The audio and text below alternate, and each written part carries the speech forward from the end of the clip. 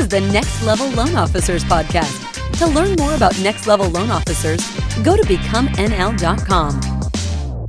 Hey, this is Fraser with Lead Pops and Next Level, and I'm proud to present this episode of the Next Level Loan Officers podcast. Lead Pops is the industry's only future-proof growth solution. You can check us out at leadpops.com. Hello, everybody, and welcome to the Next Level Loan Officers podcast, the number one podcast for loan officers by loan officers.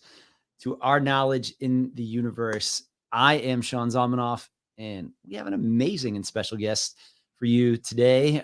Somebody that you have without a doubt heard of and has probably impacted you. Maybe you've read his book, but definitely has provided a few decades worth of value to the mortgage industry. Bill Hart, welcome to Next Level Loan Officers. Welcome to our podcast.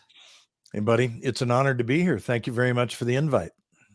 Well, we are glad to have you. So just in case like 3 of the 3,000 people who are going to listen to this podcast don't know who you are, why don't you tell them a little bit about yourself? You bet. So I'm going to talk to those 3 right now. Okay.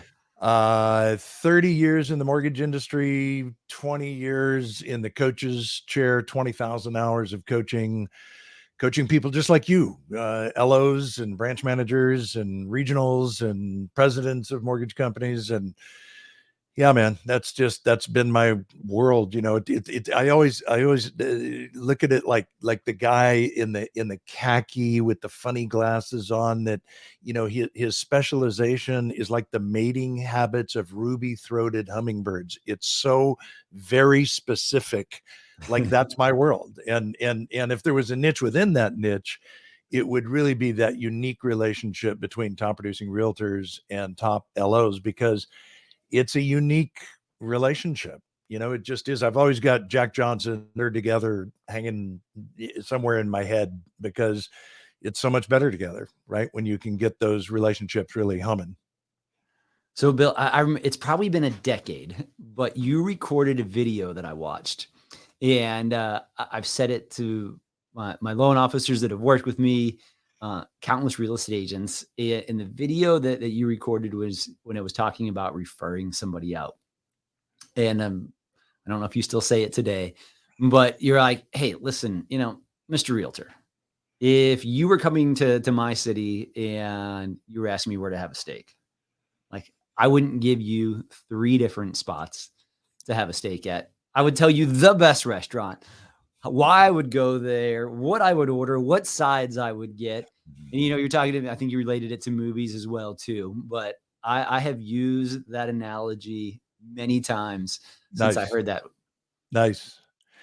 Yeah. But on that, just real quick, the reason I think that's important for us to internalize is it's real. You know, we have grown up. So 30 years ago when I had dark hair, got into the business and everybody was talking about, I always give out 3 cards in the days of business cards, right? Like, but it's been there from the beginning of time, apparently in the industry. And it's sort of just perpetuated this urban myth nonsense. There's no risk of steering. There's no legal ramifications to it for realtors. It's just BS. And it's an easy way for I'm just going to call it out. So forgive me for being like completely honest here. But one of the things I've learned that when you get gray hair, you know, you suddenly start being a bit more, I don't know, honest and maybe a little less bridled, you know? And so what I'm saying is I'm not saying they're not good people. These are good humans, right? Realtors that don't do a lot of volume. But if you're weak in your belief systems, then the easiest thing for you to do is to say, yeah, you know, I give out 3 names, like whatever. I don't know what sold you on that idea, but here's how I would refer you to a steak in Moorpark, California. That's where that story comes from. So use your own version of that is what I would tell you if you're watching or listening to this right now. So what are the things, so 30 years, so, you know, 2023, that takes us back to 1993. But what are the things that are the same now that they were 30 years ago that are going to be the same 10 years from now? And outside of automated underwriting, what are the biggest changes that you've seen impact our industry that's made it better or worse? Yeah. So look, the things that are the same are the things that everybody talks about. And that is relationship. So let's begin there. And a subset of that is, I think, every great idea I've ever had or good idea I've ever had or heard or shared or whatever is a video at some point. So feel free to just jump on YouTube and, Coach Bill Hart, you'll find it there at some point. But at some point, I recorded this message of assume the relationship. So write down 3 words as you're listening to this. Assume the relationship. Quite honestly, I did that with my wife 32 years ago, right? Like, I fell in love with this girl. This is going to be the woman that I'm going to grow old with. And 32 years later, here we are because I assumed the relationship. I think one of the things that we went through in the 90s that we still go through today is this same dynamic. Do you have kids? 6 and 8-year-old boys.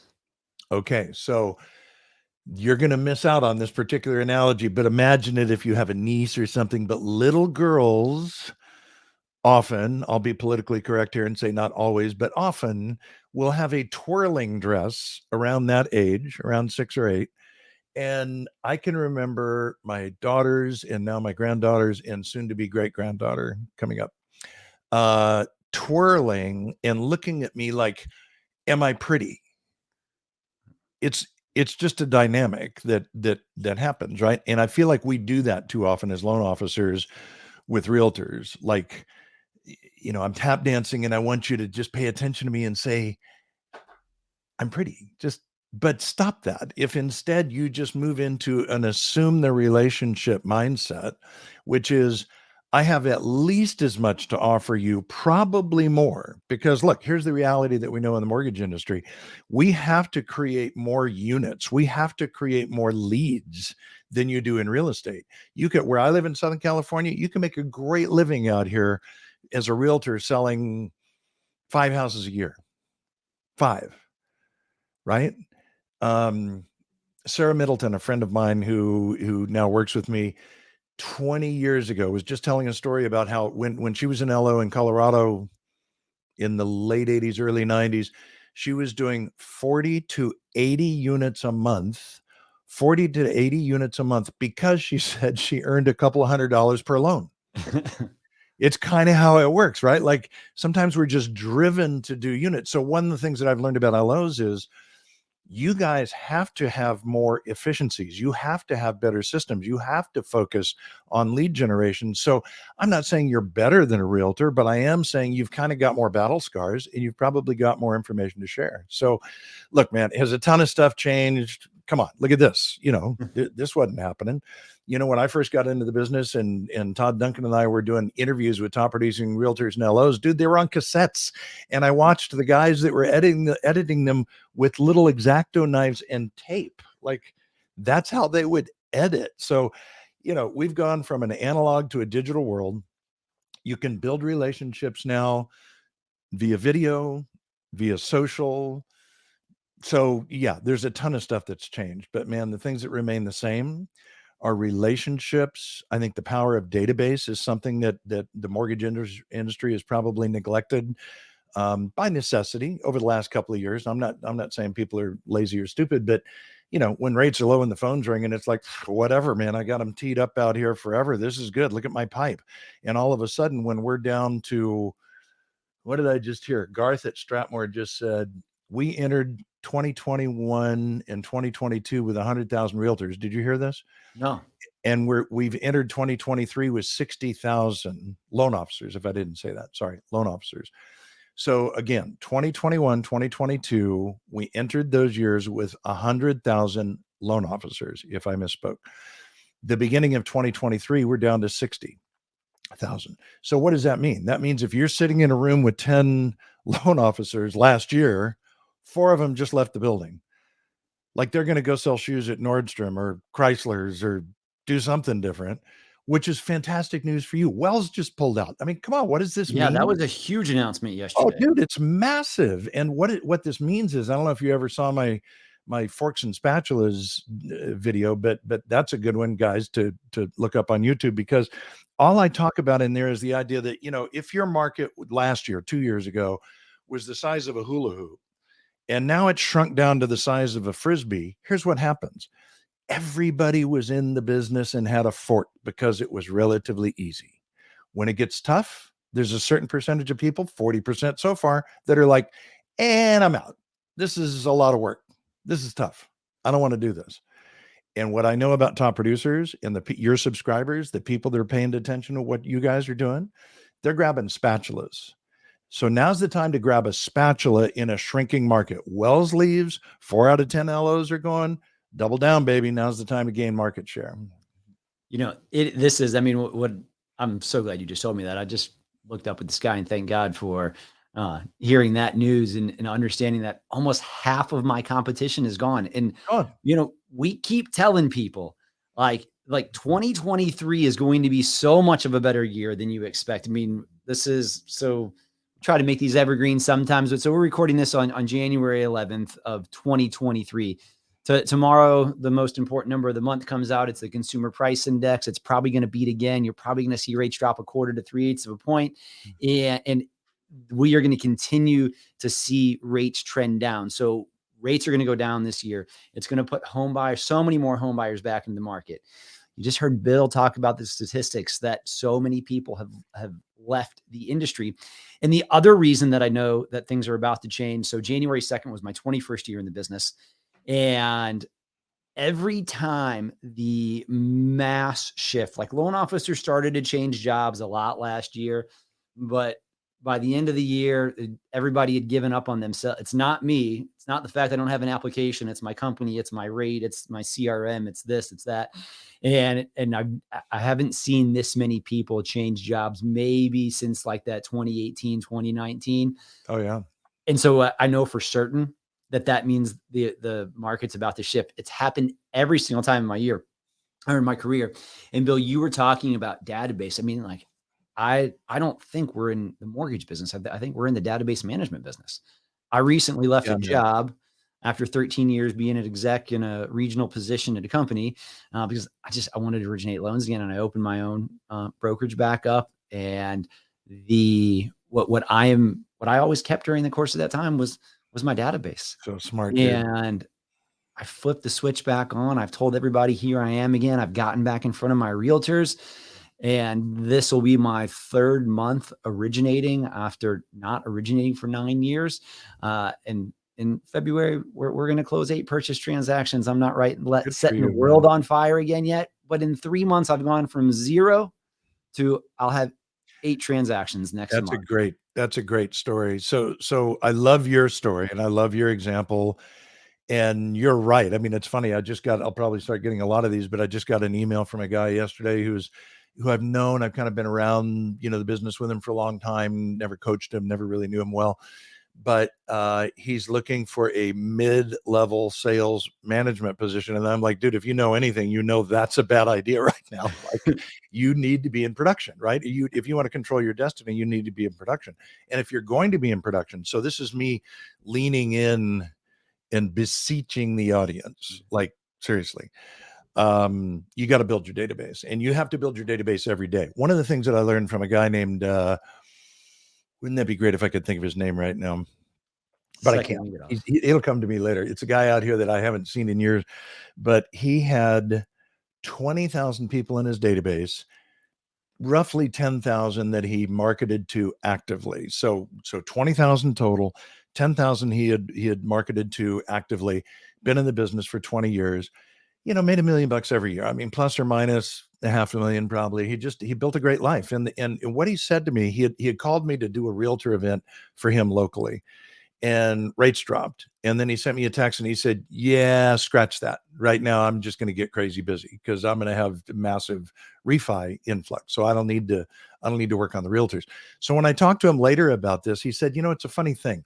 Once you get over about 1,000 people in your database, his experience was life events create leads. Life events. So deaths, births, transfers in, transfers out, marriages, divorces. I mean, that, move up, move down. That's the stuff that creates activity in the mortgage industry because it's created in the real estate industry. And if all you have, so I'm going to admonish somebody on this call right now, probably part of the 3 that don't know who I am. for God's sakes. Hang out on social, by the way. Let's be friends. Coach Bill Hart, come hang out with me. Every single day, you have an opportunity to add to your database. Some of the top realtors that I've referred over the country told me stories of doing things like when they moved to a new city or they re-entered the market like you just did, they would stand in front of Home Depot. Two different guys told me this, with business cards.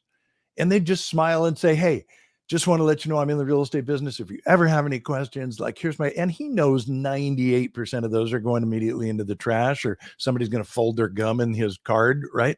But he's also connecting with people. And so every single day, you don't have to be quite that bold, but you meet somebody at a fundraiser, at a soccer game, at church, at a restaurant, like just get in the habit of, here's my best script on this, like no charge. When you meet somebody, they're going to say, because it always comes around to it, like, so what do you do? Right. And you say, actually, I'm in the mortgage industry, which always begs the question, tell me a little bit about your real estate story right now. So immediately shift out of mortgage to real estate, because real estate is much more applicable, and then shut up. Stop talking. You say, tell me a little bit about your real estate situation. And people are either going to say, oh yeah, we were going to try and buy a place, but yeah, last year just beat us up, man. We just couldn't do it. Couldn't compete with cash. And we're just going to hunker down and rent for a while. Boom. You've got an article. You've got something you can send to them, a video, a total cost analysis, or mortgage coach, whatever. You've got some way to communicate with them, get them on HomeBot if they're currently in a piece of property and, you just want to create that connection. Find a way to put an IV line in their arm, because they're now in your database, which Dave Savage is now calling a data bank. Love that. And start thinking about adding people every single day, so that if you have 200 or 300 people in your database right now, and these are the people I want to be convicted about this, because they say, well, yeah, I mean, I've got all my closed loans in there. Well, whatever. Of course you have all your closed loans in there, but what about all the other people that you're interacting with every single day? Get that number up to 1,000. And once it's there, then I challenge you to get it to 2, and then get it to 3. And here's what will happen. The next time there's a market shift, you're not going to feel it as much as the person with 200 or 300 people in your database. I mean, does this resonate with you? Do you buy this? So yesterday I had to go home because we were getting a new fridge. Of course, one shot the craps. And so the guys couldn't find the shutoff valve for the water line. So on the way home, at first I was agitated when my wife called, and then I'm like, all right, well, how am I going to turn this into a positive situation? And I'm like, well, I'm going to talk to these guys about some mortgages on the way home. So nice. I walked in incredibly positive, not annoyed, was like, all right, guys, I'm not exactly sure. Let's just go downstairs below it. There was a ceiling tile and basement. We moved it. We found it. It was all good. And so I just struck up a conversation with one of the guys who used to work at a bank. And so we started talking the mortgage game a little bit. His sister, I don't know if it was a sister or cousin, she already called me. She was closing on a loan today at a rate 1.5 higher than what the market is right now. Holy cow. Hello. I mean, I'm sorry. I'm probably going to recapture that person, but it was just, the rate is gross compared to what is available right now today. Course. And then he messaged me last night that he was with another person delivering a fridge who was complaining about the rate on their mortgage, and it was in the 7s, and we're already trending well below that as well too. Because I chose to be positive and not be annoyed with some dudes who came home and shot him a text message right there with my contact information. Well done. So that's the game, you guys. That listen to what you just heard. And I'm not kidding. Like, this has to become a new discipline for you. You haven't had to do this the last couple of years. I get that. You totally have not. But it's a new discipline, and it's a good one for you. This is a muscle you want to stretch, is forcing yourself to get into conversations with people because you want to help them, right? Like years ago, there was a guy, he was the top producer with Century 21 at the time out here in Newhall, California. Guy was in Animal. His name was Jim Droz. And Jim said to me, here's what I know about people. When you're talking, so in your situation with the refrigerator guys, right? The appliance guys, people can sense when there's a dollar sign in your eyes. They can sense it. Like, you view them as a piece of meat that's going to lead to, a commission. But if you just remove the 2 vertical lines, he said, they can also read the S, which stands for sincerity and for service. And if there's a million different ways to say it. It started with Zig Ziglar and, everybody in between. But if you'll just figure out your own way to want to serve people, I have information. I have data. I can help you, but I got to create a connection point so I can stay in touch with you or open up this conversation. You got lucky. You got 2 leads immediately. Worst case, you would have gotten this guy's phone number. Hey, like, I've got an article I can send to you. What's the best number? I'll just text it to you now. Or what's your best current email address? I don't know what there is about that weird sentence, some kind of weird NLP ninja stuff. But when you add the word current, like, what's your best current email address? People seem to give it to you. They don't give you the AOL one that way. They do not give you the AOL address. Yeah. Or the MindSpring address. No, man, you just, we have to be building the database every day, and it will serve you, and you're welcome. Like, focus on that. So Bill, you mentioned somebody wants to find you, social media, Coach Bill Hart. Any other spot that they should reach out to you at? That's the easiest way to do it. I do this all the time, where I sort of Google myself from somebody else's computer to just see what happens. And hopefully you're all doing that, by the way. If you're hard to find, that's a problem, because your name's going to come up, right? But yeah, if you just Google Coach Bill Hart, you'll find me any way you want to find me. Awesome. Well, hey, friends, we appreciate you listening to us. If you're looking to help build your database with some ATMs, your actions that matter to move the needle in your business, go to nlstrategycall.com and book some time with one of our coaches. Let us show you how we do this and how we can help you and welcome you to our community. Bill, thank you so much. It's awesome to have an icon on our podcast, and appreciate you joining us today. You bet. Good Peace luck, out, everybody. y'all. Take more ground. Thank you, everyone, for listening to this episode of the Next Level Loan Officers Podcast. This is Frazier with Next Level, and I wanted to take this opportunity to invite you to extend this podcast experience by joining us all in the Next Level community.